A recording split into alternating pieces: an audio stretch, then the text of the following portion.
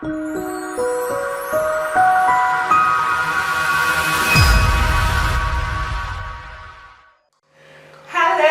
and welcome to another episode of Ease Up. I'm trying to be very girly today, you know. Okay, so welcome to another episode of Ease Up. And remember, I told you that we would have more back in the house. This dude seems to be like, we've not given him any hard questions. We should have given him questions like, what do men really want? Don't you think so? We should get him for that. Because the other time when we had, I think we should have him for something like that, where it's very controversial. But don't worry, we'll let you scale through for today. I probably found out the country by then. Okay, so welcome again to another episode of Ease Up. And today we will be talking about a little bit sensitive, not really so sensitive, but sensitive because it really happens a lot. Office romance. Office romance. Yeah. So we're going to be talking about office romance and asking different questions like, is it professional? Is it, what happens when you fall in love with someone in the same work environment as you? What do you do? And when it's against the rules, obviously. So what do you become so secretive about it? Do you break up, and all that? But apart from that, even when it's not against the rules of the office, how do you cope, and how do you handle it?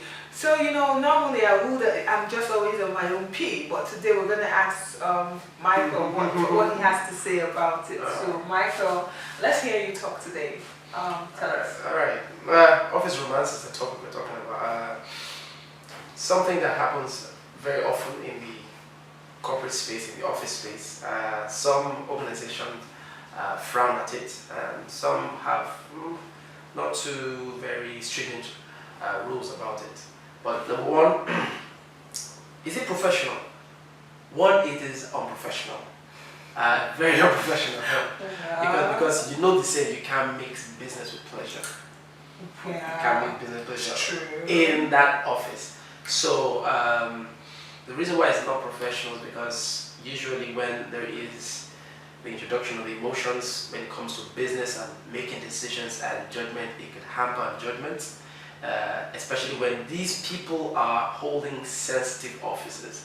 So for example, you're dating head of accounts, the head of finance, HR, and of course HR has to do their duties when it comes to disciplining of the staff and all. And maybe you flaunted the rules, but you're dating the head of HR. No, I don't think it. I'm sorry, but I know. Yeah, but I'm not really so.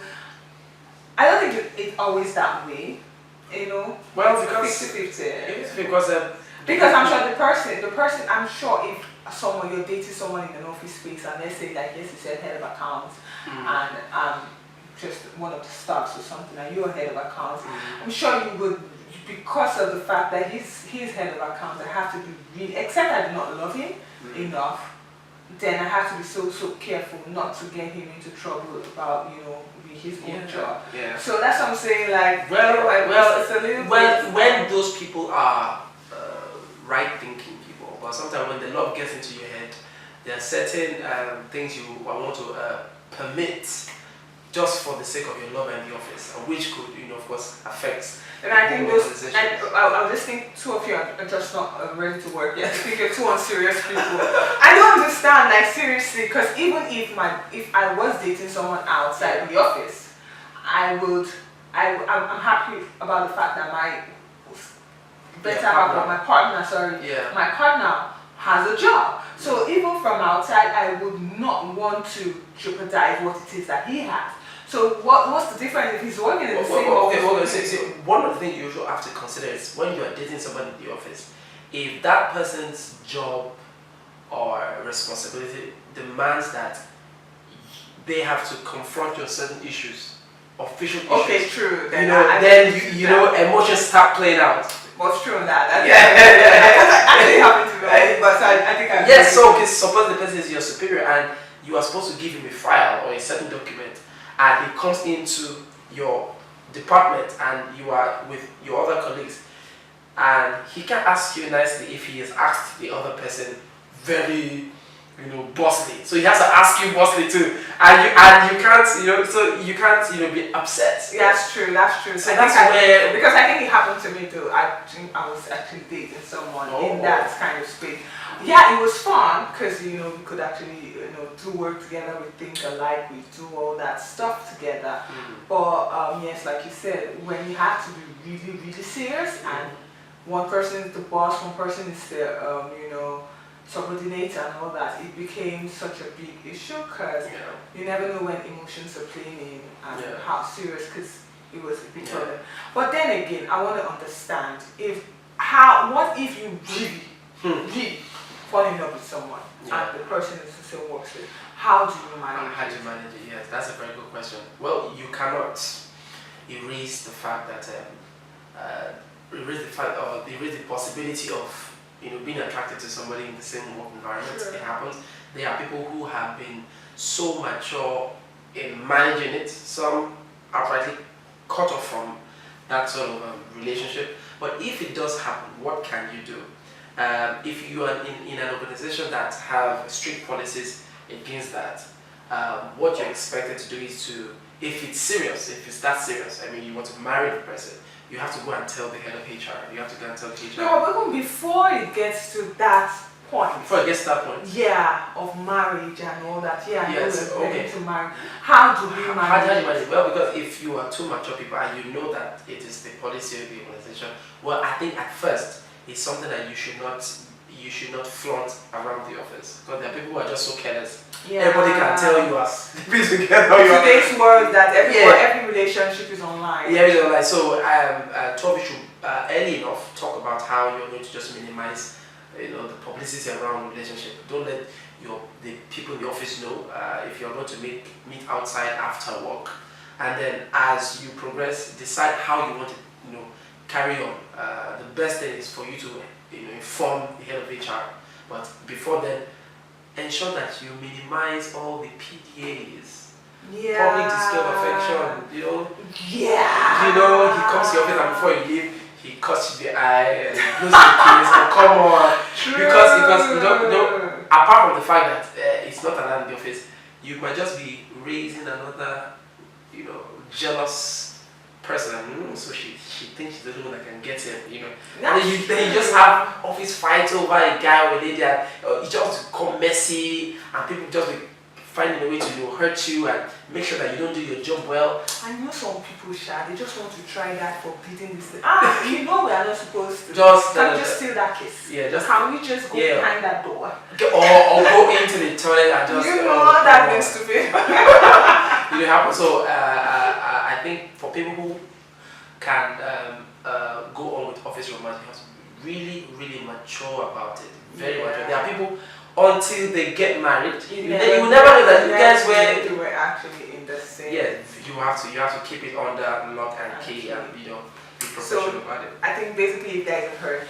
So it for those who for some people it's not professional enough for you to be in an office romance. But if you have you never can tell who we fall in love with. But if you finally falling in love with someone in the same workspace as you, the best thing to do is keep it on the wraps. Do not flaunt it. Be matured about it.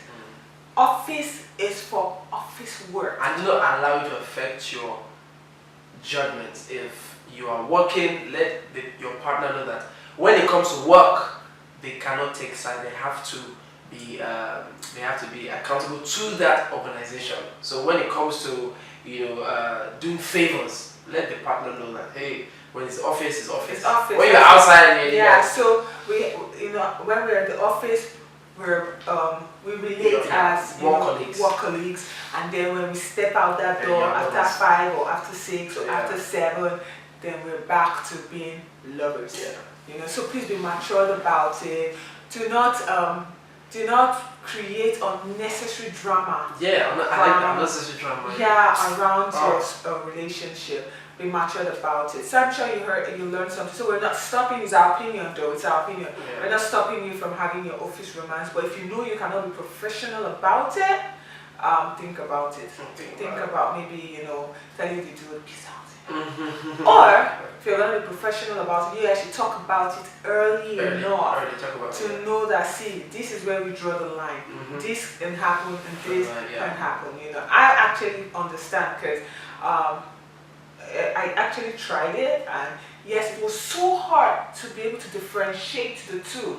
Especially it depends on the kind of setting the work environment is. So if you're not matured enough for it, it's going to cause a lot of drama you're not even ready for. And it will cost you your job eventually. Yes, and it might just cost you your job eventually. So, be very matured about it, be reasonable. Alright, so that's it about today. I'm straight to the point. I really did like the topic. I learned about it. So, yeah. Thank you so much again, Mo. Thank you. Thank you. And I'm sure you guys love seeing Mo around. But don't worry, we're going to get him for the more, but maybe let's let him relax and all that. Alright, thank you again, Mo. Thank you, please, what we do. Please comment, like, share, subscribe, please, subscribe, please. Now, I do this for you guys, Let's enjoy ourselves. Thank you. And I'm sure I miss Ejiro also, and I'm sure she misses me also. We miss you, Ejiro. So don't worry. Very soon you're gonna have Ingi and Aegis back, together in another part. But I'm sure she's loving what she's doing. I'm loving what I'm doing. This is what what the plan was all about. So yeah, thank you, Mo. See, and of course follow Mo on all his social platforms. I always say this at Mo Oladapo. Thank you again. Peace out. Ease up. Bye.